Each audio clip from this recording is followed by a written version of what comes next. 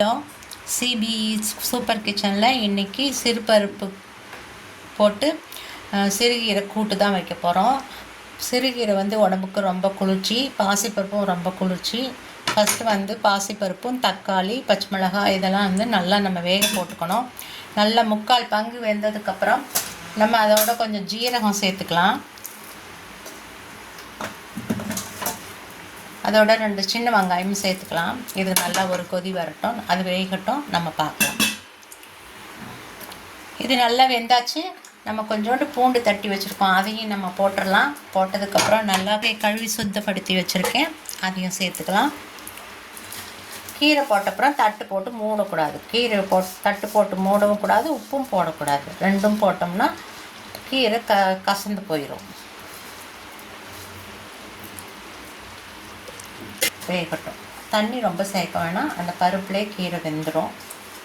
வேகட்டும், ஒரு 2 நிமிஷத்தில் கீரை வெந்துடும். அதுக்கப்புறம் மத்து வச்சு நல்லா கடைஞ்சிக்கலாம். கடையும் போது உப்பு சேர்த்தா போதும். உப்பு சேர்த்துட்டு அதுக்கப்புறம் நம்ம தாளிச்சு கொட்டணும். சரிங்களா? கலந்து விட்டுக்கலாம். நல்லா கீரை வேகட்டும். உப்பு போட்டிங்கன்னா கீரை வேகாது. எப்போவுமே எந்த கீரை செய்தாலும் அந்த கீரைக்கு நம்ம லாஸ்ட்டில் தான் உப்பு சேர்க்கணும். சரிங்களா? முதல்ல நம்ம சேர்த்துட்டா கீரை அப்படியே நரிச்சுன்னு போயிடும். நம்ம ஸ்டவ்வில் இன்னொரு பக்கம் கொஞ்சம் ஆயில் ஊற்றிக்கிறோம். ஆயில் நல்லா சூடேறட்டும். ஆயில் நல்லா சுட்டதுக்கப்புறம் நம்ம ஒரு காஞ்ச மிளகாய், ஒரு மிளகாய் சேர்த்துக்கிட்டால் போதும். நம்ம முதலே 2 பச்சை மிளகாய் ஆட் பண்ணியிருக்கோம். அந்த மிளகாய் நல்லா சவக்கட்டும். பார்த்தீங்களா? தட்டு வச்சு மூடாதனால கீரை எப்படி அதே பச்சை கலரில் இருக்குது பாருங்கள். தட்டு வச்சு நீங்கள் மூடிங்கன்னா கீரை கருத்தும் போயிடும், உப்பு சேர்த்தாலும் கருத்து போயிடும்.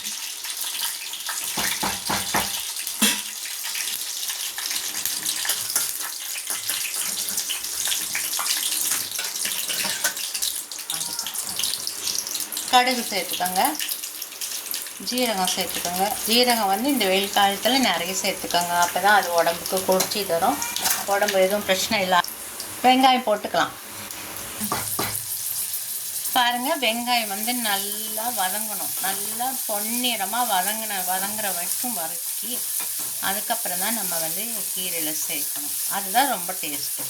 கீரையை கடைஞ்சதுக்கப்புறம் சேர்க்கணும். லைட்டாக கடைஞ்சால் போதும் கீரையை. பாருங்கள், நல்லா கீரை வெந்துருச்சு. நம்ம அப்படியே ஆஃப் பண்ணிடலாம். கீரையும் தண்ணியும் கரெக்டாக இருக்குது பாருங்கள். ஆஃப் பண்ணிடலாம். இந்த காயை மட்டும் நல்லா வதக்கிக்கலாம். நல்லா பொன்னிறமாக வதக்கி எடுத்துக்கலாம். வதக்கி வச்சுட்டு கீரையை கடைஞ்சதுக்கப்புறம் இந்த வெங்காயம் சேர்த்துனா போதும். கீரை கடைஞ்சிட்டு அப்புறம் பாருங்கள். வாங்க, கீரை நல்லா நம்ம கடைஞ்சி வச்சுட்டோம். நல்லா இந்த மாதிரி கெட்டியாக தான் இருக்கணும், அப்போ தான் நல்லாயிருக்கும். தண்ணி இருந்தால் நல்லா இருக்காது. இந்த மாதிரி வெங்காயத்தை நல்லா பொன்னிறமாக பொரித்து போடணும், அப்போ தான் டேஸ்ட் நல்லாயிருக்கும்.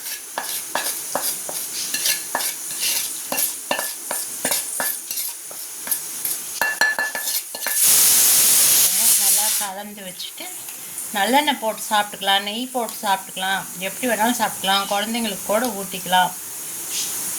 ரொம்ப டேஸ்டியான கீரை மசியல், பருப்பு கீரை மசியல் சாப்பிட்டு பாருங்கள். ஒரு தரம் செஞ்சு பாருங்கள்.